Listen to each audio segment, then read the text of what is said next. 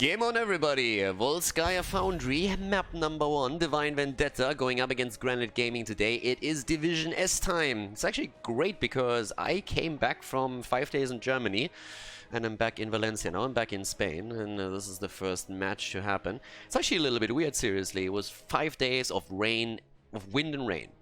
They're not playing today, but they definitely played in Germany. 5 days long. It was a bit weird. And then you come back in Valencia. It's all sunny. The weather's amazing. It's great climate. I'm just like sitting there. I was like, yes, bring it on. And now we have heroes again. Felt a little bit weird not casting for 5 days. Seriously, at some point I was just like, I need to get home. I need to do something. This is weird. This is strange. I need to get back into the games, and there we are. An Uberak banned out, and we're also having Maiev eliminated. So again, we are on Volskaya. And I mean, with the setup here for Granit, I still am looking towards the Tyrande as I usually do when Granit Gaming is playing, because Henning locks that in whenever he can early on in the draft, and some teams have started to finally react to that and at least take him off from Tyrande. And there's like this common misconception where people just think, okay, is that one guy with that one hero really that impactful in the game? But it's oftentimes, especially on the support side, the wrong way to think about it. There are definitely some players that on a certain hero have such a huge impact that it makes sense to ban them out, and that's usually DPS players. But when it comes to a hero like Anubarak and, for example, Tyrande, it can make a lot of sense to ban them out against a certain team. Not only because that individual player is so strong on the hero, but at the same time because the team plays so well around what the hero offers and adapts their playstyle to it. And so you disrupt a lot more than only one player's performance when you ban a certain hero out. In this case, though, they're banning out Ana, so the good old banana strategy, which leaves up Zeratul, in this case for Fury, but keep in mind, we have seen Tai play the hero in the past too, so there's actually a chance that they're going to switch that over, depending on how the draft works out, and let Tai play that out if they want Fury on something else on the offline. And with that said, Divine Vendetta with the first double pick, and they have now a chance to pick the Tyrande away from their opponent. With them banning Ana, it would make sense to spec into a tank a bit earlier, and that's exactly what they're doing. Sorry, spec into a support a bit earlier, or you will limit your own options even more later on. So now we have Tyrande and Jaina. A little bit of a burst setup already. Okay. It's pretty decent. Also, it takes obviously Jaina away from Zeratul, which is always like a good thing if you're trying to not fall victim to the one-more combo. Other teams spec into Tyrael and that, and just like try to make sure that they have a Sanctification ready whenever that Ring of Frost comes through. But there is Tracer for Tai, so a lot of power picks already on the side of Granit Gaming. Definitely have to round out that draft a little bit, but Tracer in the hands of Tai is always a threat. Fury with Zeratul, there can be a lot of fantastic setups when Malfurion has maybe the Twilight Dream ready, and if not, then at least the Root. Now we're seeing also Diablo banned out, so that the Zeratul Void Prison can't be followed up by the Diablo Apocalypse. Another important step here for them to the puzzle. And with the third ban coming in on the other side, they can try and target anything that can give Tracer a hard time. Maybe it's Jimmy, but it's another auto attacker.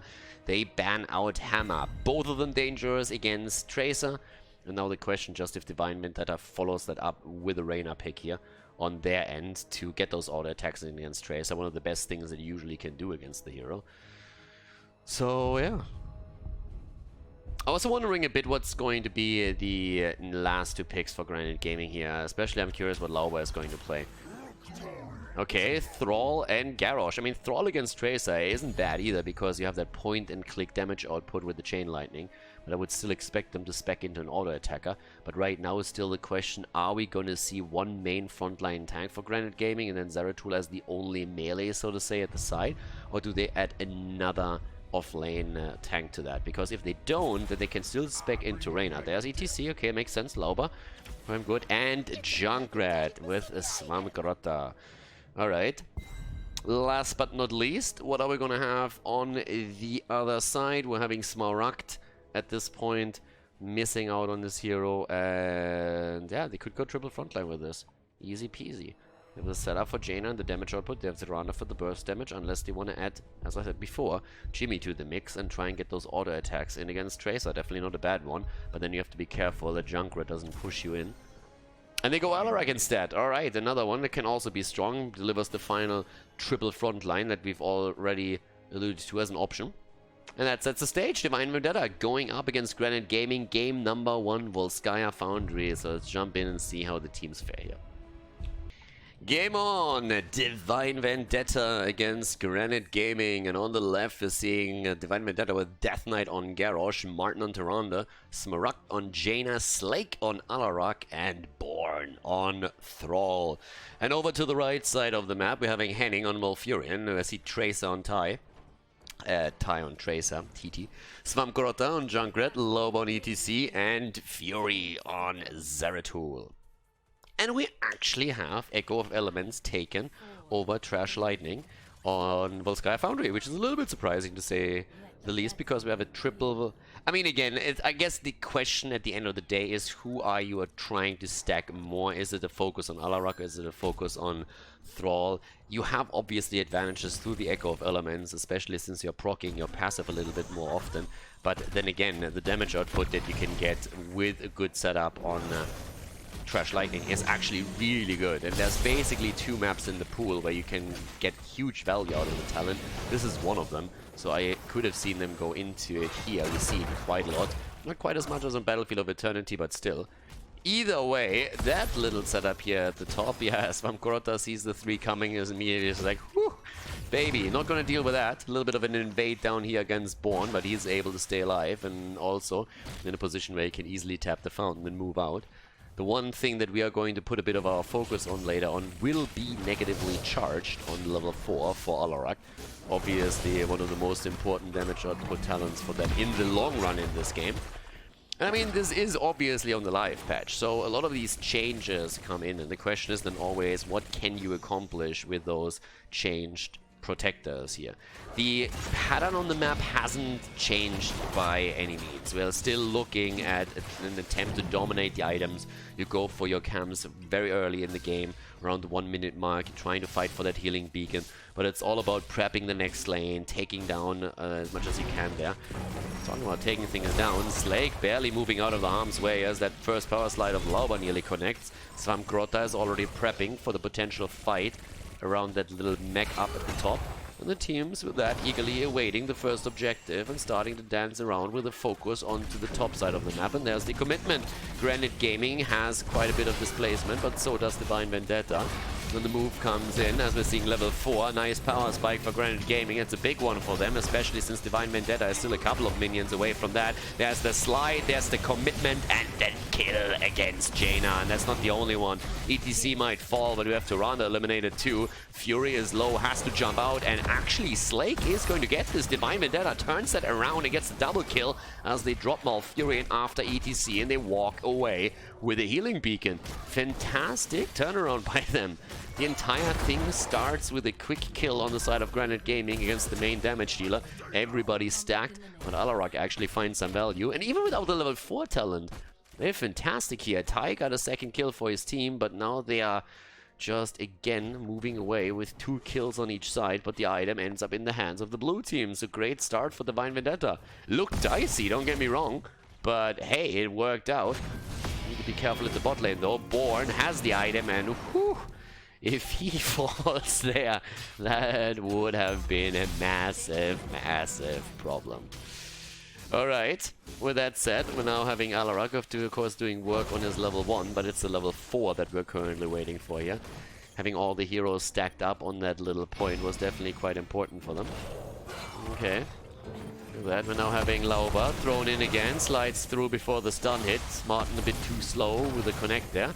Furion again. They're actually starting to whittle the hit points of Death Knight low.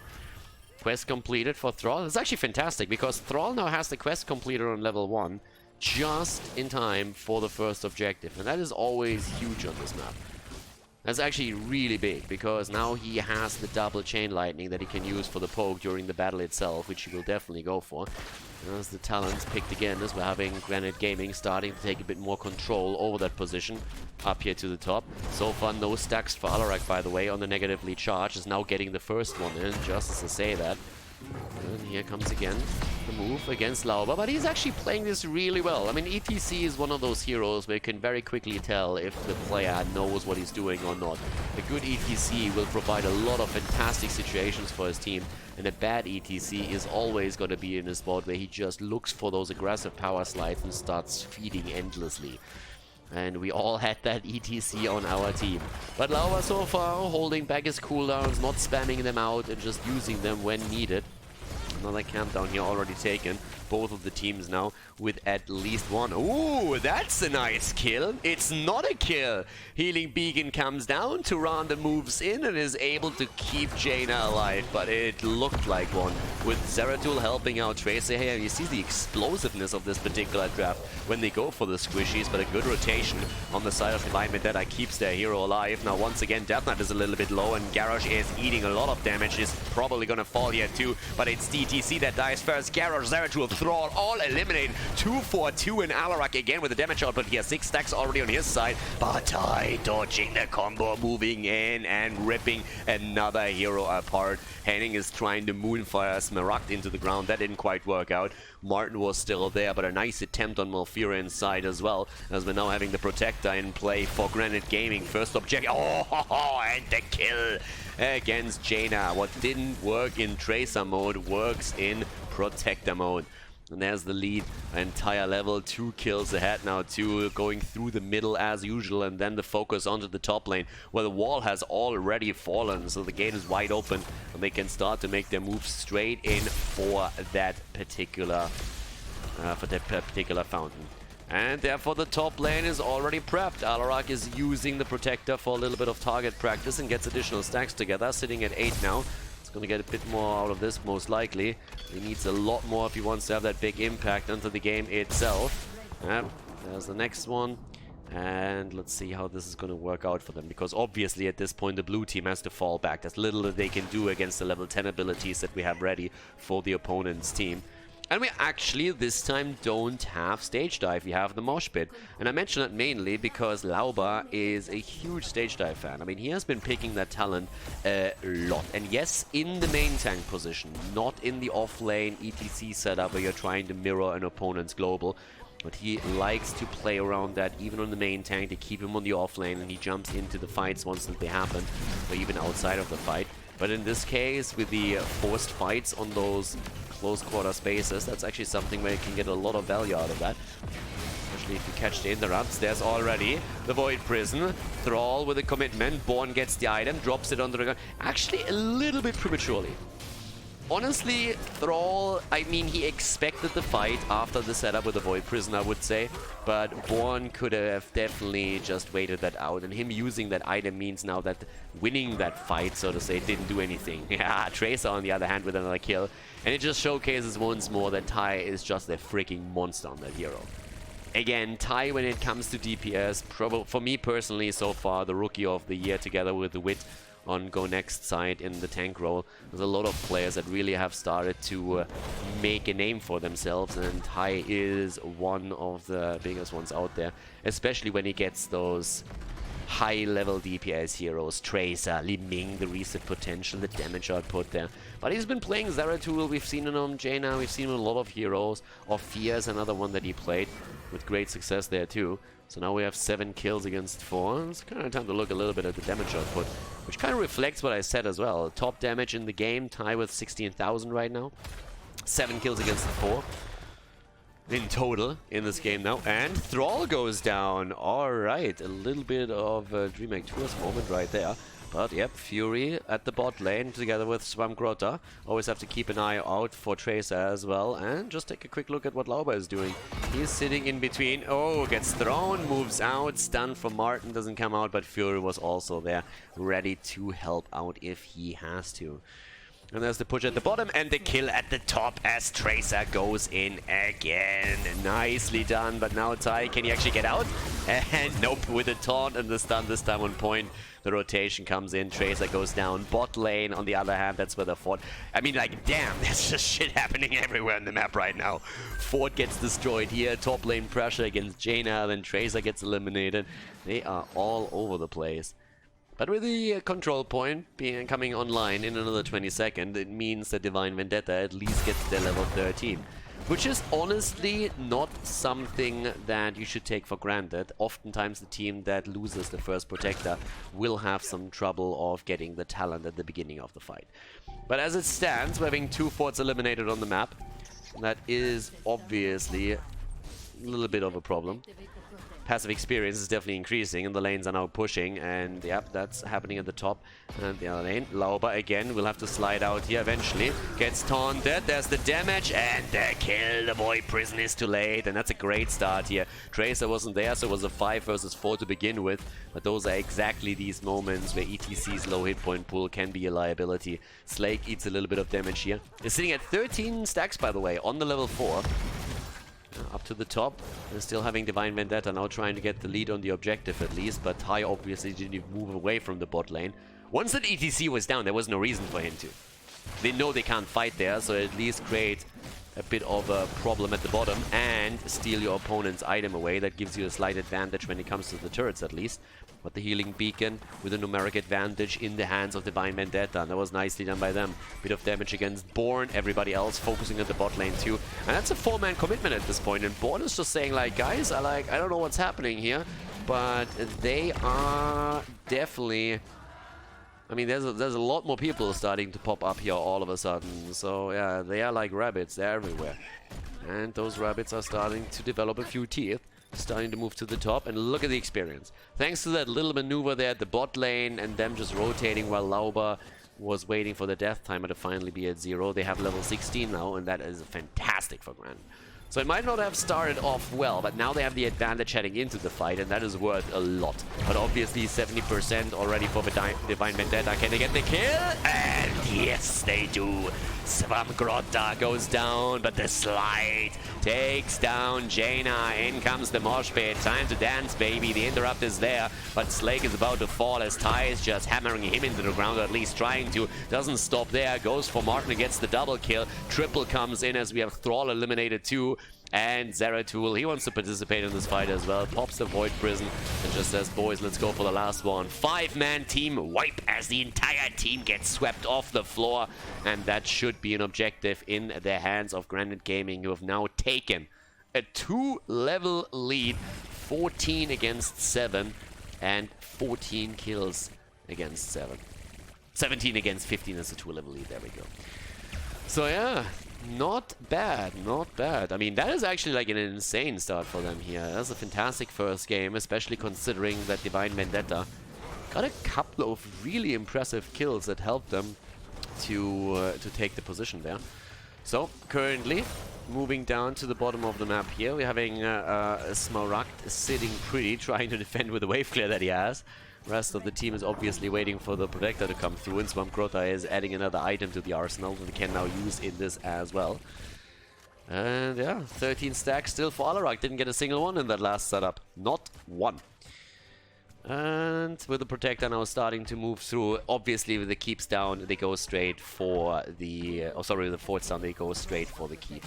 This is a pretty sweet setup for them. I mean, overall, normally you're not in a position where you have taken down this many structures outside of the Protector. Traditionally, what you will see is the Protector move through the bot lane and try and prepare for the third objective. But since that fort has already been eliminated and it's not a fallback option anymore, they can just go for the keep itself and then create a hotspot at the top lane, which will make their life at the bottom of the map, if it comes to that, even easier. So it's all about getting value for the third objective, and when you have already taken down the fort, then getting that top keep is the best thing you can do, simply because there will be triple catapults spawning with every single wave. So you can easily create a problem for your opponent. It will force one of them to rotate back, or they just risk taking damage on the core through the lane push.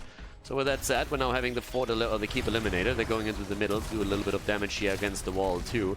Vector's only active for another 20 seconds. But they're also so close on level 20 right now that things are starting to get really difficult for Divine Vendetta when it comes to objective number 3.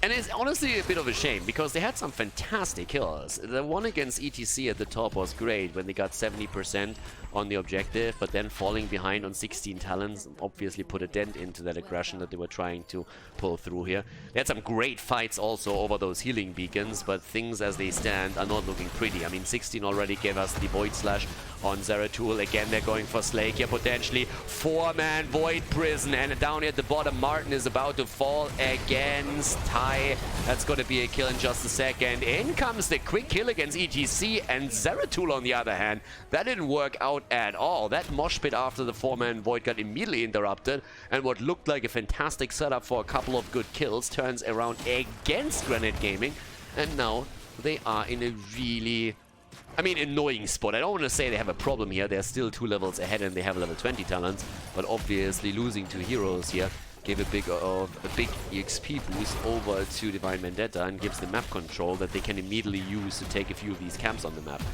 They're still far behind, don't get me wrong, but kills like the ones we just saw, those are the ones that help you to get back into the game eventually.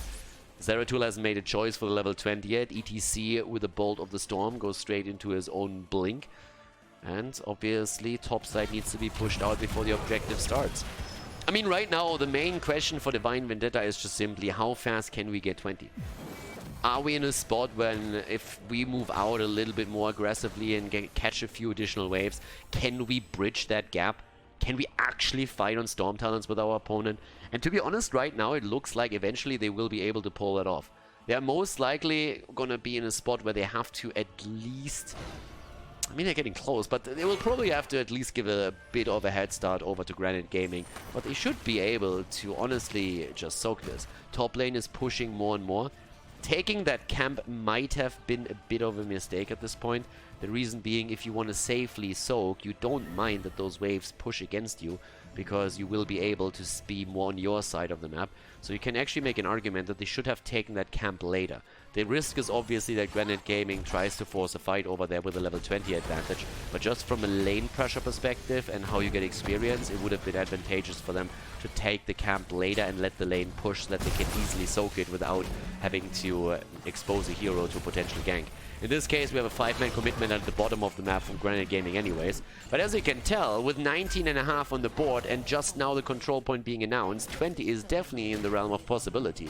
Unless Granit Gaming can force a fight right now, I honestly don't think that they will be able to. So 19 stacks now on the side of Alarak. Looking at the damage output, we're having 26,000 for him, top damage dealer for his team. And the entire Granit Gaming setup is just sharking around and trying to hope that they can start an engage here.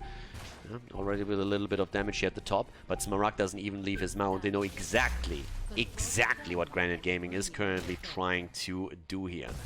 So yep, once again we're having Slake and Martin already starting to push in, starting to move to the top lane as well right now.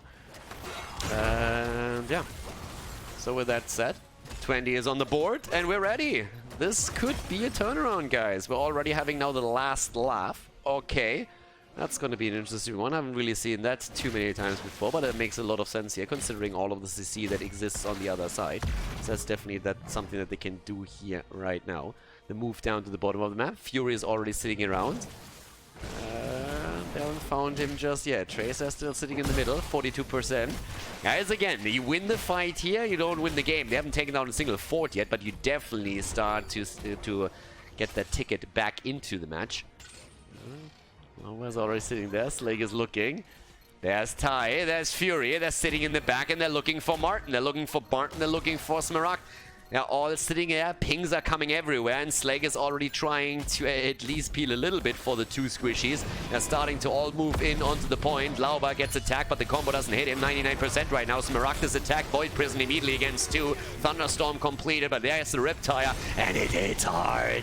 It's hard against 2, and they're starting to move in again. The 5-man now moving outside. 15 kills against 9, but as they are starting to move slowly away. They didn't get the insta-kill that they wanted. They're going for additional items. They're already holding 2 turrets, and they're going to get a 3rd. And then they can make the move straight in, drop the turrets, and go for the final point here. And in the meantime, as I said before, this top lane is starting to become a problem. The top lane pressure with 3 catapults already, and 18 minutes into the game, those bad boys are starting to do some damage. It's Winion time.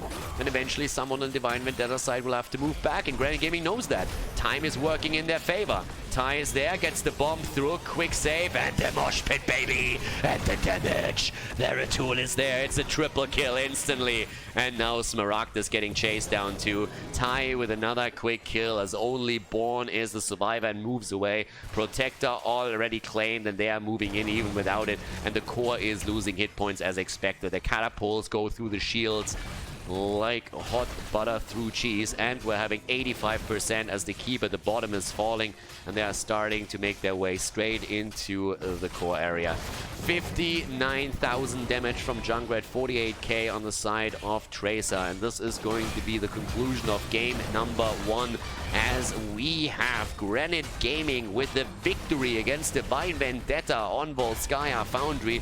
Great final fight by them here as well. GG and well played, and 19 kills, 20 kills against 9 at the end of game number 1 on Volskaya Foundry.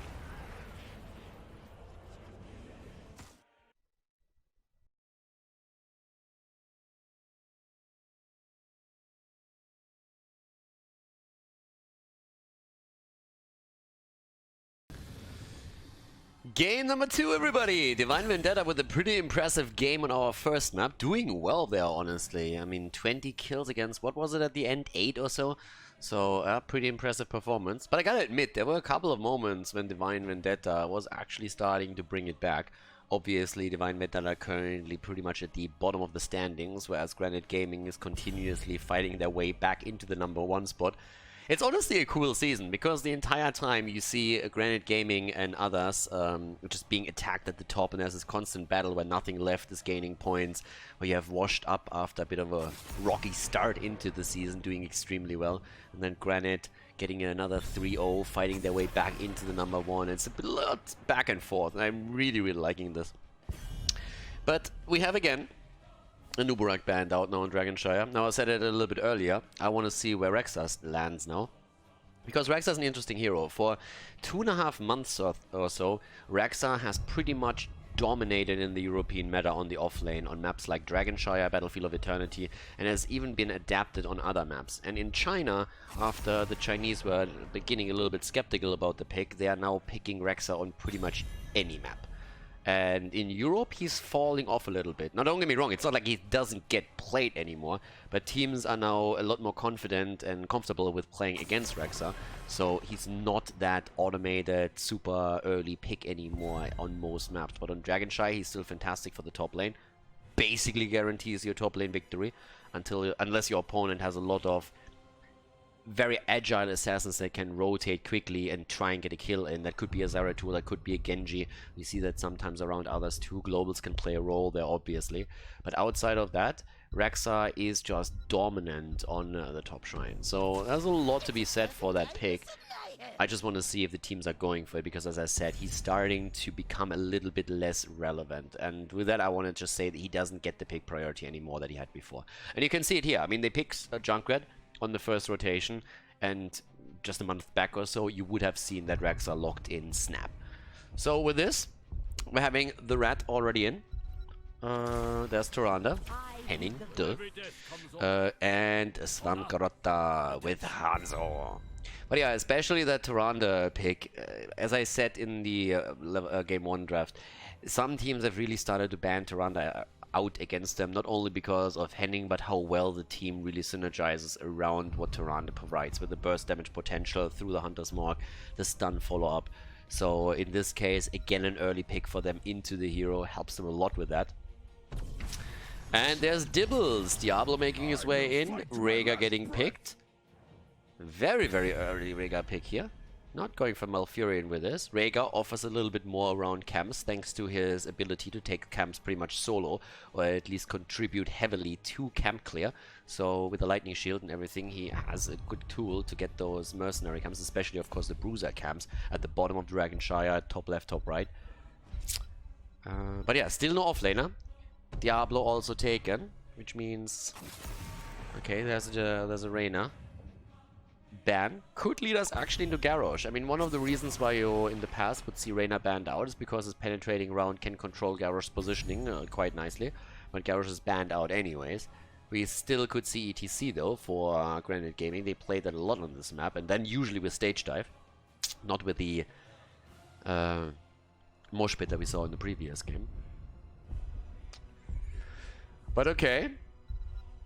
The red team now. Are we going to get that Rexa for the offlane, or is Fury going to play something else? Rexa, there it is. Alright, Rexa and Jaina. Tie on Jaina, you have to run for the burst. Now still need a frontliner here. But who is going to be that poor soul that has to go up against... I mean, we kind of know who has to be born. The question is just, what kind of hero is he going to play against Rexa? Now, traditionally, a hero that's very powerful on Dragonshire is Urel. She still has trouble dealing with Rexa and taking the solo, but at the same time, she is really good because the mobility allows her to move between lane and shrine quite nicely.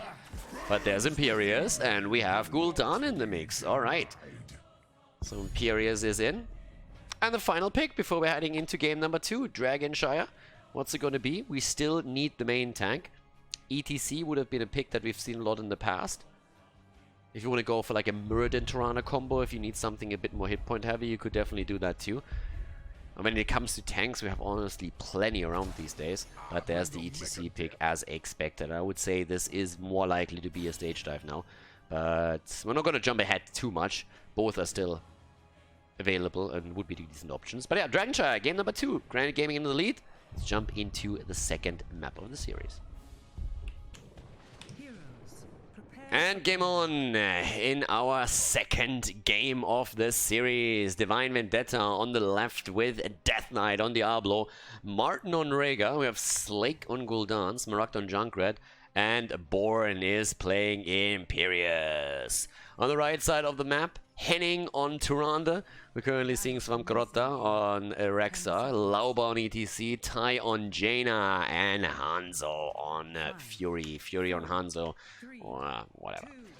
But yeah, so Soul Shield on level 1 for Dibbles, currently respecting the Tyrande and Jaina composition for sure.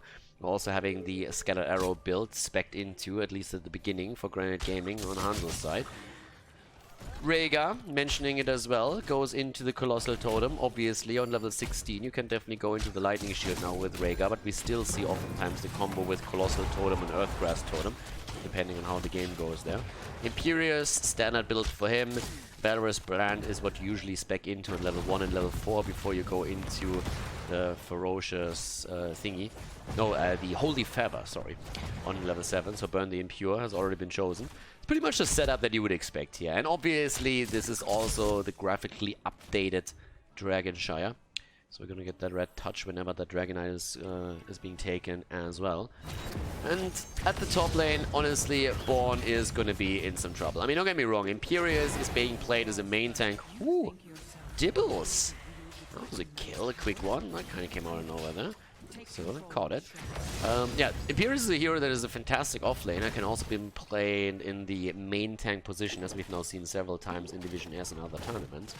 But the problem at the top lane, in case you're not quite familiar why Rexa is so good here, is simply you are going up against two heroes, so to say. And it's all about controlling the shrine and at the same time controlling the experience in lane. And that's something that Rexa does better than any other hero, pretty much, as you can see here. You just keep one up at the top, and then you push out the lane, soak the experience there, and your opponent will always have to jump between the two of them. That's why we're all of a sudden having 3 heroes up at the top, because they need to make a play here, and they're actually trying to go for the kill. Svamkarota is being attacked, but look at Born, he's in a bit of trouble, and he's not the only one. Here comes Tai, and there's the damage, and that's the end of Imperius. Down he goes, and that's the first kill from Granit Gaming in this game. Actually, it's the second, sorry, my bad. Yeah, and that's also level 4 now. The camp has been taken. That's something that we talked about during the draft, that you actually have with Rhaegar, a fantastic tool. That blinking here is making me a little bit nervous, honestly. If someone with epilepsy is watching this, I mean, that is a hazard, if anything. Like, that thing is just blinking like crazy. It's just like strobing out completely. But yeah, either way, the Rhaegar wave clear and his ability to go for camps has already been shown by the early camp that was now taken, and they're very likely going to make the move at the bot lane again as well. You can already see that a little bit with Rhaegar now moving down to the bottom of the map. Now Fury even wants to go for the kill against Smaragd. He's not going to get that anytime soon. But yeah, welcome to the problem. So Born is trying to take this. In the meantime, Svamgroda is pushing out the lane. There's even a rotation coming from Granit Gaming as they're saying, you know what? That Imperious kill that actually brought us a bit of a lead. Let's make that 2 and try and take him down again.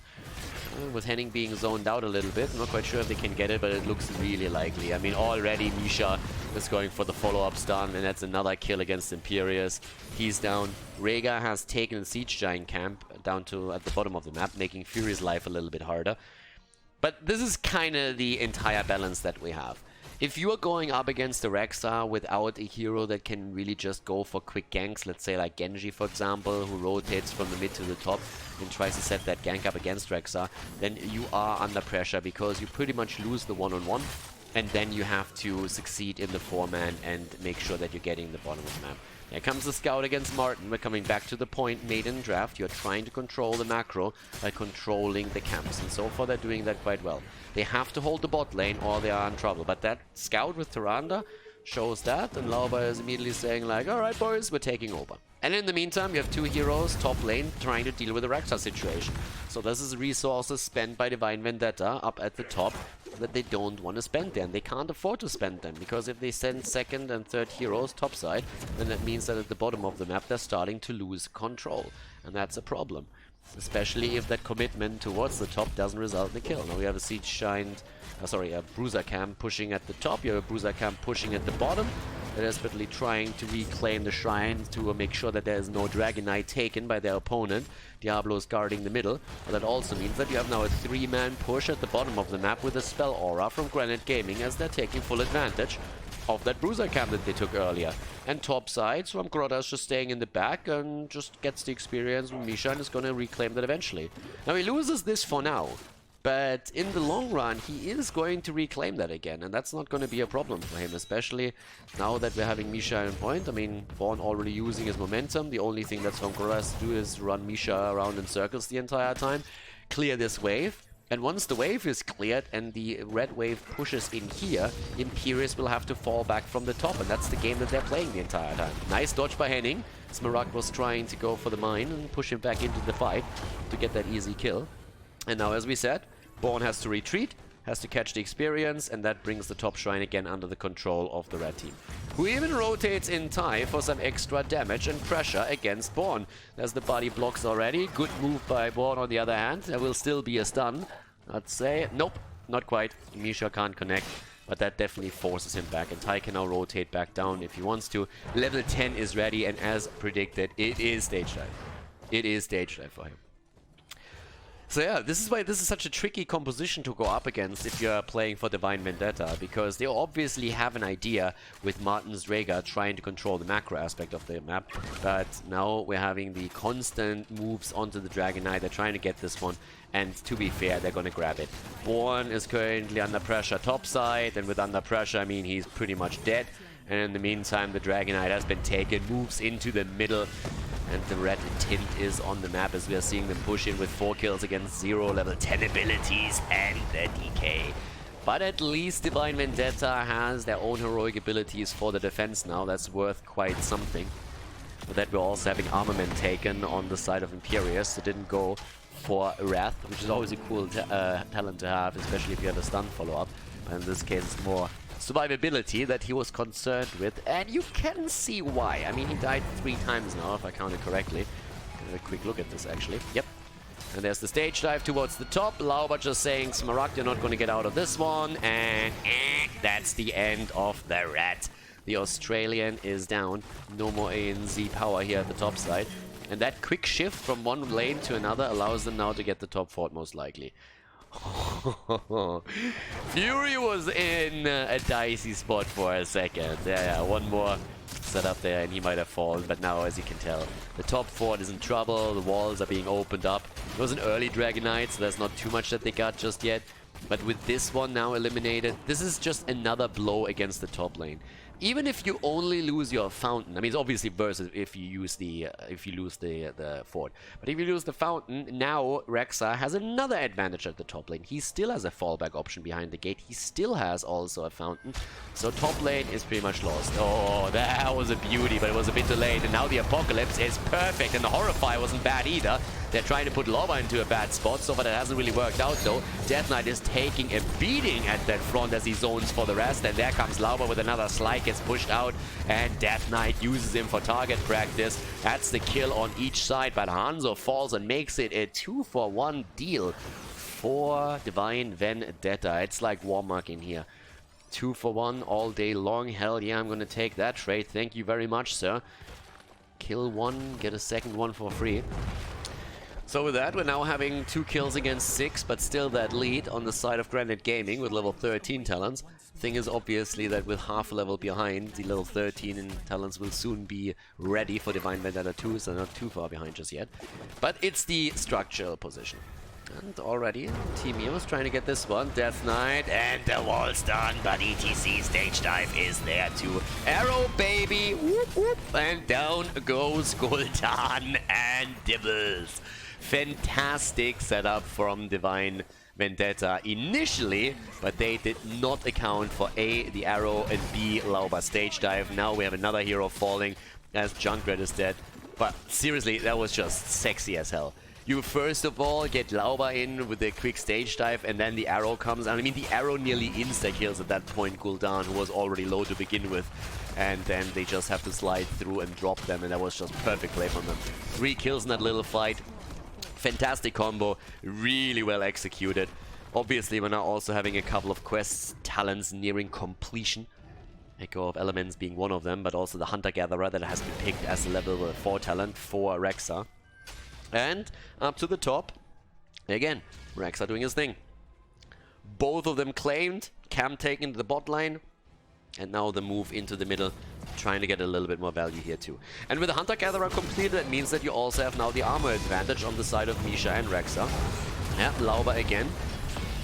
Towing the line here with ETC, has to be really careful right now. Arrow this time goes far and wide, but ETC jumps out and keeps himself alive. Death Knight has no soul and is about to fall, or is he? The Ancestral comes in, but that's Gul'dan dying, and now Death Knight is also dead. 2 kills and the Dragon Knight as ETC claims it, takes the position here. Really, really nice execution. 2 of the forts are already gone. They're not even wasting their time in the middle, as it seems. Starting to move to the bottom, where, look at that. We still have the Bruiser Cap active. Pushing with the Dragon Knight and a Spell Aura. Hell yeah. 16 in the back too. That should be a keep for sure. They're moving in. They're trying to get the value here. They have the talent advantage. They have the objective, and they have a camp as well. What could go wrong? There we go. 16 against 14. Trying to go for a little bit of a punt there, but that fort is just gone. 27,000 damage. Imperial is actually looking pretty solid on damage output, but they just can't get the kills. Just one punt after another, and Lauba's feeling confident. Going straight for the core here and saying, boys, quick 2-0, let's make it happen. In the backline, Gul'dan is a bit in trouble as the rest of the team is struggling to really commit to that too. The core is losing its shields and doesn't even lose a single hit point. At least not yet. That was a Horrify. This time the arrow hits, and that could be the death of Death Knight again. Down he goes. Lauba's working at the shield again, and finally the core is starting to lose hit points, and the rest of the team is just looking at it. And this is not going to end well for Divine Vendetta. They're trying to ETC with the stage dive and the slide again. This time Gul'dan, the target, he falls 40% on the core, and that thing is going to be down to 0 in just a few seconds. This is game 2 as Granit Gaming takes the 2-0 lead in the best of 5 here, Division S on Shire against Divine Vendetta. GG, and well played.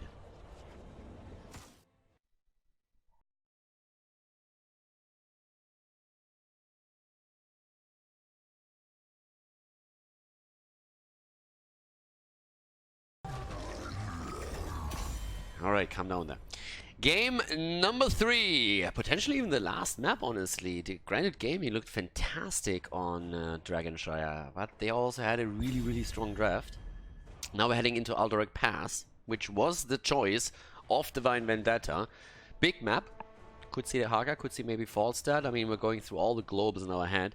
But one hero that I would expect to see here again, if they get it, is ETC. ETC was played twice now, a third time, with Alderac Pass being the map, and you can go into stage dive again. Definitely an option for them. Okay. So, let's have look. There's Zeratul banned out. I mean, Maiev is probably going to get the axe as well. And it's always the question of you're banning Ana again, or if we're seeing a different focus here. But when it comes to picks on the Granit Gaming side, I still expect them to go into an early Tyrande here, unless Ana is up. Then we could see that setup. ETC most likely if they get the chance. There's the Ana ban. And for me, the question is more so what are the damage dealers. This is another map where you can play Tracer. There's a lot of setups where you can just be really aggressive. Like, there's definitely different approaches. You can just try to be aggressive, get your kills in. You can try and play the macro aspect of the map and abuse the fact a little bit that the map is really big and that you can use globals like Dehaka and others. I mean, we've even seen, I think, Vikings games, not a lot, but like 1 or 2 of them on the map, so yeah. Yeah, and Apathy is another one that you can't underestimate here. Logical decision by them. As Hammer gets banned out, which also means again that Tyrande is obviously open. And that's actually my question. Is Divine Vendetta now getting the Tyrande pick? Because they could pick Tyrande and try and take it away from their opponent, and it's also a great scouting tool on the map. Not only against Abathar, but just generally speaking, where's my opponent, how they're positioned. Are they going to go for one of the 2 bosses? There are 2 bosses available, and those can hurt. So now we have Hanzo picked with that. Okay. What do you play with Abathar? Is there going to be a Tracer pick, for example? Tracer with Abathar can be annoying, same for Genji, but Granit Gaming doesn't play that much Genji. You can also focus with Abathar more onto a melee hero frontline. Yeah, but there's Jaina. It's a great copy if you're more focused on the copy, on the heroic ability, and not on the symbiote itself. That's a great one. But if you see that Malfurion pick, you know there is actually a good chance that we're seeing Tracer again. And I would actually say that Divine Vendetta at this point looks at it and like, wait a second. Yeah, we're going to ban that out. Would not surprise me in the least. But Tai actually also played a fair amount of Thrall, just throwing it out there, simply because with Abathar in the mix and Jaina taken, you can definitely make strong arguments for them getting another melee hero outside of the main tank. And that's where Tai then could play a hero like Thrall as well. Double Jaina behind that, get the Wolf in, get the stun, 3 TC, Garrosh if they want to play it, something like that. Alright. There's a Maiev. Wow. Didn't even catch up on that. I talked about Maiev earlier, that I expect her to be banned in the first ban rotations, but that wasn't actually the case. So nobody took Maiev. It's actually really interesting because outside of a couple of teams that excel with her, I feel there's a lot of teams that don't quite get the value that they are hoping for with Maiev these days. So I've seen that now once or twice, that she actually is being led through. There's Thrall. And Uther is abandoning snowmans again. Which I think is, I mean, it's understandable considering that it's summer, it's a lost cause, you can heal them up as much as you want, but once the sun starts shining, it's just like, yeah, they're going to melt away, so that Uther abandons them, it's not something that I blame him for. Jaina obviously has a little bit of a different opinion on the whole matter, which is also understandable, but they just come from different places in life right now, they're not just quite there yet. It's probably why that also never really worked out between them. Muradin and Phoenix. Phoenix finally starting to be played a little bit more. The Vikings, nice! I like that. Just talked about Vikings in the past being played here once, but I actually like that we have that. So the 4-man is there. Uther main tank is what we're getting right now. And yeah, that brings us into game number 3. A wild draft for a wild game. Let's see if Granit can take it or if Divine Vendetta comes back into the series.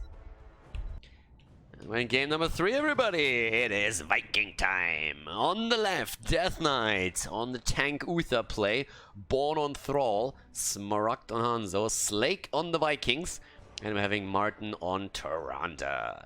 And over to the right side of the map, Henning on Malfurion, Lauba on Muradin. We're seeing Svamkarota on Jaina, Fury on Abathar, and Tai on Phoenix.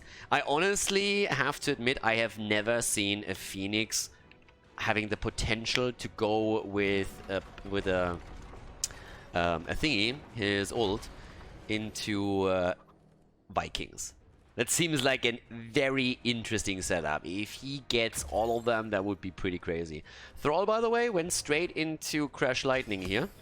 And Perfect Storm for Muradin, so he's going to try and get that burst damage there too. Muradin, with given the axe on level 7, is definitely a hero that can benefit highly from Abathar, depending a little bit on how Abathar specs. Traditionally these days on level 16 you actually see the speed granted to a hero, but it is a dirty combo. It can be a dirty combo. The survivability that Muradin already has on its own is just getting enhanced once that you're talking about the Soma transference on level 13. So there is definitely a lot of that to happen. But again, Tai already sitting in position right there up to the top. We're currently having Lauber sitting in play, just making the rotation slowly and steadily. And let's see how Death Knight and Smaragda running the mid lane. I mean, when it comes to the talent choices, there's definitely a couple of things where I'm not 100% sold just yet. This isn't the traditional map where you get a lot of stacks for Crash Lightning.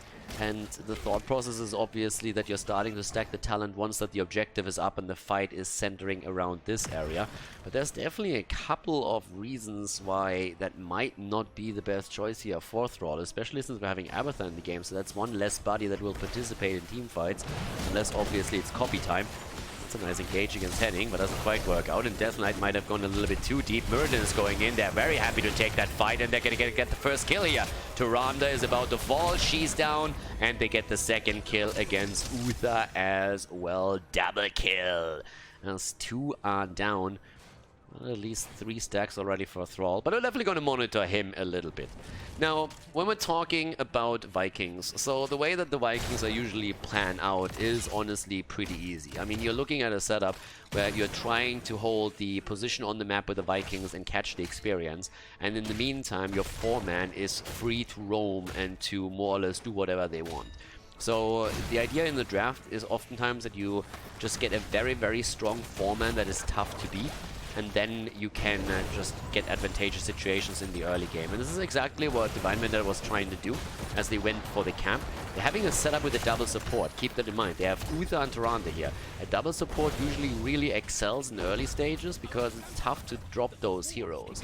But in the case of Granit Gaming, they were actually able to get that damage out quite nicely. Now they are the ones who are all of a sudden pushing the agenda here and pressing the buttons. So it's starting to become a bit tricky for the Viking composition to come back into this.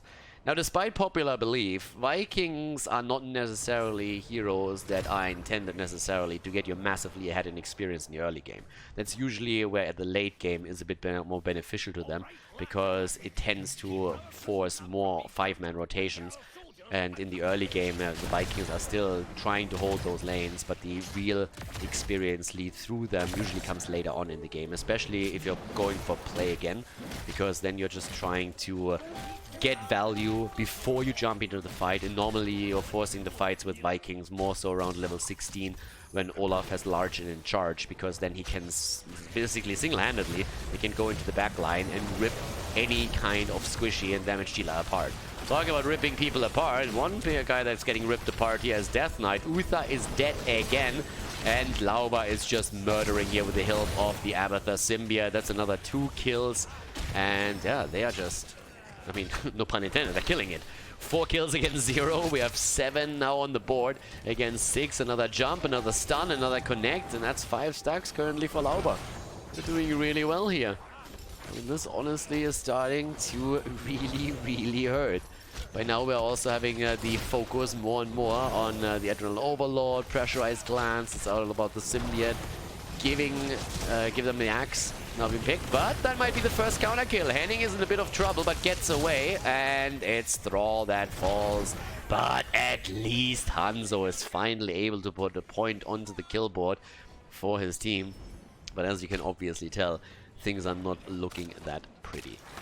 But coming back to the point, again, 4-man action is really important here, and the whole thought process of Divine Vendetta was to soak the entire map while fighting over the objective with a strong 4-man. And if you consider that they actually lost 5 heroes already, and then look at experience, they are still fairly even, especially since they also lost a couple of structures. So The strategy works out to an extent. Their problem is that the 4-man isn't really performing on the same level that they expected. They probably were hoping for the two supports to have more of an impact here, and it's just not working out right now. That's pretty much the problem that we're talking about here. Pressure in the middle against the fort itself is also enhancing that. They're going again for Death Knight, and they just zip him to death. I mean, he's just gone. The HP, they just disappear out of nowhere. Lauber is jumping in now as well. He's trying to get more kills. Martin is already gone. Smaragd sitting down there. Lauber with another Storm Bolt. They're going once more for the camp, and this time they're going to get it. Lauber is threatening another stun, but that is going to be the cavalry or the raiders coming into play. 10 stacks on Thrall. That gives him also a bit of a damage output bonus here. Puts him nearly on par with Hanzo.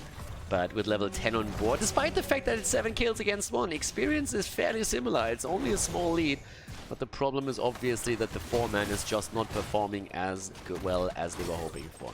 If they can't win with the 4-man, then the entire Viking advantage is starting to lose a little bit of the initial thought process here. Top lane push, only Eric is moving in against Jaina. That's not going to be enough, so likely we're talking about 2 forts that are going to fall. That arrow did nothing. Absolutely nothing, and it's still flying. Legend has it that the arrow is still flying today. Yeah. Legend also has it that Olaf at the top lane has fallen at the fort here in the middle. Up to the top, we're seeing in the meantime another fort fall as expected, so 2 up more or less down. The one at the bot lane gets at least defended against. But yeah, it's still 7 kills against 1, and that's value, value, value everywhere here. So we currently have down to the bottom, Lauber making his play. They're getting another kill thanks to Abathur. Moving in against Slake now 2. And a quick jump, a quick bolt. Muradin maybe a little bit too deep. Olaf goes down, but I mean, it's a dwarf for a dwarf. I would even say that Olaf's beard is a little bit more majestic than what Muradin is bringing to the table here. But if that was a worthy trade, I'm not quite sure. They're definitely both short, so yeah. Bosby immediately being attacked. Again, at this point, Divine Vendetta is trying to just gain more momentum on the map here. They already have the Vikings defending top lane. They now lost 2 of their forts, third one nearly falling. But they're obviously hoping in the late game to benefit a bit more from the global that the Vikings really give them here. So we're having, with this, already the boss taken and starting to get some value. The Vikings are still holding the lanes here. Cans have also been claimed earlier. 12 now on both sides, and that's now the chance to use that 4-man properly to get some value down here. As I said before, the 4-mans are important here. There's the copy on Abathur, so they know that the fight is pretty much imminent. Phoenix is already starting to move in, as you would expect, but Fury is going to lose that copy for the defense. So he uses the heroic, forces them back, and they are not willing to engage into a 5 versus 4. Naturally, I mean, that's really the move that you have to make. Once Abathur commits to the copy, you know it's a 5 versus 4, unless you get the Vikings in for play. And yeah, that's what they're doing right there. So with this, we're having also 13 talents. By the way, 13 was also the magic number for Muradin. It was 13, and as I say, he gets stack number 14. Alright, so he has the stack ready, but now we have the healing static, and that's obviously where a lot of his sustain is going to come from, and the Soma transference now. So if you thought that Muradin was already an annoying little bastard when he jumped in with the sustain that he had so far, think again, because right now he is incredibly difficult to kill. He is honestly super annoying, always assuming that he gets the symbiote, of course. Another objective spawning soon, experience still fairly similar. And again, you have to credit that to a large extent to the Vikings, because the passive experience lead for Granit Gaming is obviously increasing right now. Starting to move straight into the middle again with a little bit of an additional push. At the same time, we're now also having the move towards the right side, as defense has to be set up by Granit Gaming as well, dealing with the camp that was claimed earlier. At level 13 talents are set on both sides, and 16, that's the magic number for Olaf. That's where we're going to see him with a large and in charge. The build, by the way, fairly typical for the Vikings. I mean, we have some builds that center a little bit more around Belok himself, not so here. But yeah, look at Muradin. 4 heroes basically just trying to drop him here, and he's just sitting there, doesn't even have to use the Avatar, just takes the beating, has the Abathur symbiote, Soma transference keeps him alive, the healing static helps out too, jumps in again. Has already the Phoenix ult. Nice damage output. Death Knight again in trouble. Gets healed once more. There's the Sun Ring coming through, trying to put a divide into them. And Mirrodin is just hopping. And there's the kill against Hanzo. And they're making the play for Martin. Tyrande is likely to fall again. And with her death, Uther is also secured. Lauber jumps in once more. Gets the Storm Bolt. The Water Elemental provides the slow against Thrall. And that is another kill coming. Now that is 4 down. Phoenix is chasing at the bottom of the map, Olaf. Fury is even going for the copy. I'm actually not quite sure if he was trying to fun around, or if we... Nice bribe, by the way. Or if anywhere else, Abathur was actually attacked and had to use the copy to get away. I don't think that's the case. So it really just feels that he was saying like, hey, I can press buttons too.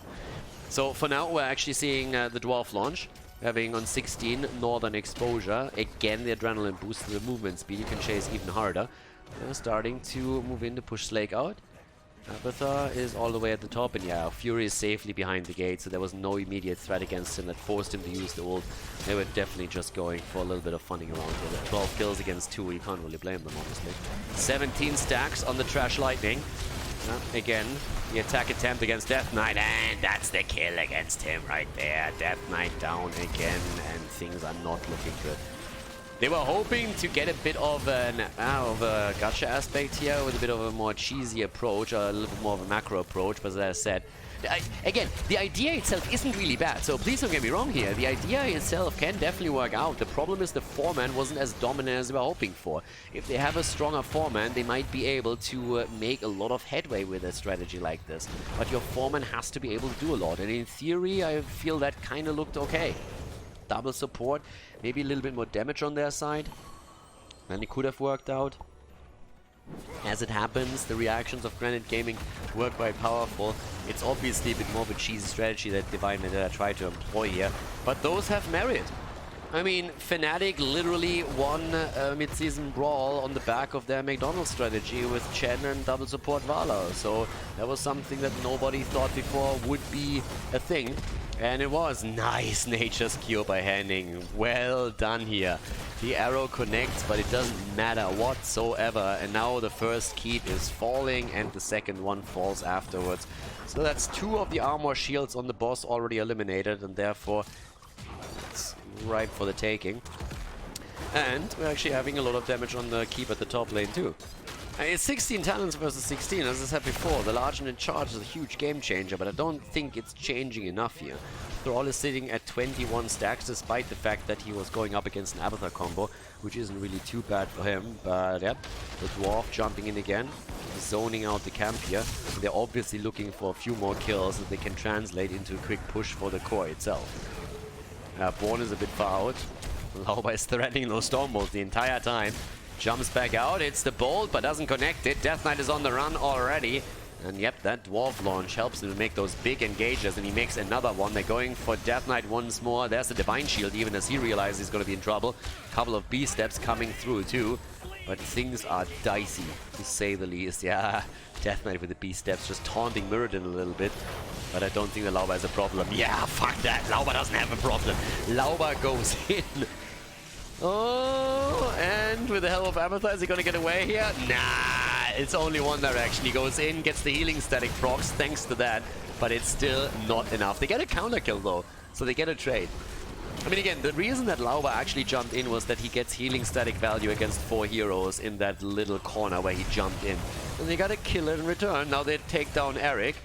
Now they're going for Martin and Death Knight, and honestly, the double support is starting to struggle here. Yep, and now we have another kill incoming. Level 20 is also on the board. Down here we have already the Catapults or the Gnolls starting to push in, so they can go for the core now with 3 heroes down. The Vikings will have to make a move and try and make a play, but at this point it looks pretty much like there's no way of that happening.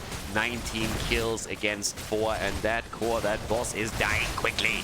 This is game. This is a 3-0, ladies and gentlemen, as Granit Gaming puts another W onto the board and takes the best of 5 without a map loss. GG and well played.